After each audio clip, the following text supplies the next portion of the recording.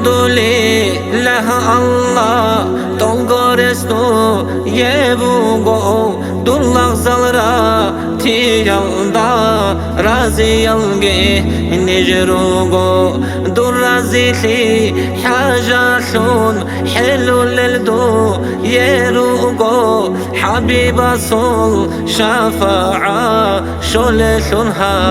re Allah şükru duye bederhan bu gemnice yeruhel Resul Asul ummasun İslam Allah ratiyal Ahmadil ir silasun ustar zabi rijarav nijen urhel habize el ratlalda ridarav rahmutika rav Allah sunneniş hab ratlalda ridilal ke yalda sa rakal fitna bardasa pasak sabi sikarab sadul bala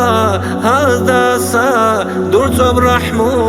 qotaral qoyal raci naldasa ya Rabbi du niyatun dinal dea garharun asi sabi raca khun racheniş manalde urgelal bi harun balahari kad harun riken hecel rahmatal reştinare ratalde rıkzi hala lab bitun haram amri kad habe halbi hize turabgi nu'sil zabu ge Allah turalda ba rakate bu gece du ahabun duye şükru habize şivase tavfiq gitle ya alama şul halik halk bişarav beterhan bitaramnu haldasan niştorite hadosa tahaya sul barakat kamizegi habuge kapurazul zulmuduy zurizegi nitoge zalimazul köşliya köhiyalda satunun kidagobi tarab kun berhine ha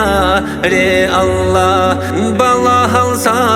babşukun sabru yalda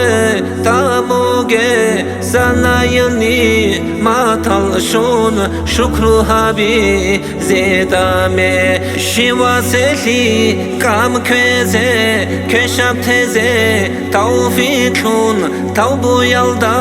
kinalgo kantize ha re Allah karal muna haldasa muntasalu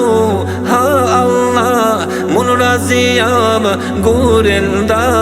raziyal niş geheco ya Rabbi ya beterhan tasaluha nejeda ta'at ibadat nijer urab heco liyalda uzra bi'i melharam aciz avza manasul za'ib Allah zalrugin gurha Allah nejeda za'ib Allah zalrugin gurha Allah nejeda